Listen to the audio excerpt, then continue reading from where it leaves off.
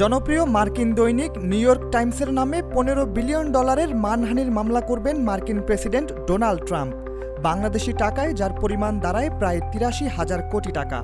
সংবাদ মাধ্যমটির নামে এত বিশাল অঙ্কের টাকার মামলা করার পেছনে অবশ্য বেশ কিছু কারণ রয়েছে।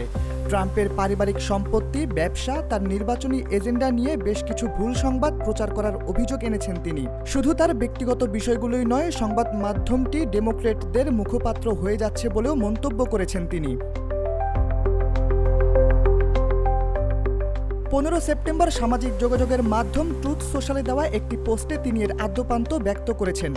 ট্রাম্প বলেন, 2024 সালের প্রেসিডেন্ট নির্বাচনে ডেমোক্র্যাট প্রার্থী কমলা হ্যারিসকে নিউ ইয়র্ক টাইমস সমর্থন দিয়েছে।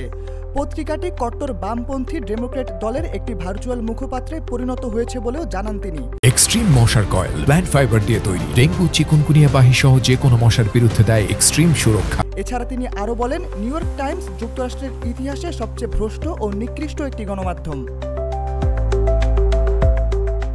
2024-এর নির্বাচনে অবশ্য বেশ সরব অবস্থানে ছিল নিউ ইয়র্ক টাইমস।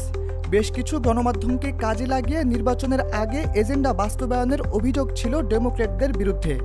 নির্বাচনের আগে জরিপের নাম করে ট্রাম্পের নামে কুৎসা রটানোর অভিযোগ রয়েছে নিউ ইয়র্ক টাইমসের নামে। এমনকি কমলা হ্যারিসের তহবিল সংগ্রহতেও সংবাদ মাধ্যমটির সম্পৃক্ততার কথা বলেছেন অনেকেই। নিউ ইয়র্কে ট্রাম্প কমলার কাছে পরাজিত হলেও ইলেকটোরাল কলেজ ভোটে মার্কিন প্রেসিডেন্ট নির্বাচিত হন ট্রাম্প।